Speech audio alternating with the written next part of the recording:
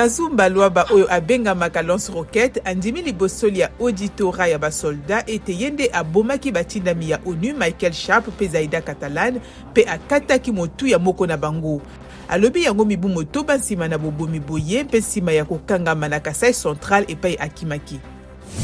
Moto moko akufi mingi basusu bazali komona na te pe biloko mingi ebebi na bozindo ya balenière moko lobi na mboka Nkole na Maindombe. Balenière yango ememamaki na mopepe makasi na kouta na Boola pona kokende Inongo. Basoda ba Amerika babimisi basali bambula matari ya États-Unis na baike na bikolo misusu bayebakangamaki na bitumba na Khartoum na Soudan. Papa wa Roma na ngambo na ye asengi masolo pona kimia na Soudan. Ministre ya mambi ya bapaya ya Russie Sergei Lavrov alobi ekolo na ye ekolimbisa États-Unis te ndenge eboyi kopesa visa na bapanzi sango baye bazali kosala mobembo elongo na ye. Russie esengeli ezwa mbala eye bokambi ya bikolo bitano na Conseil ya sécurité ya ONU.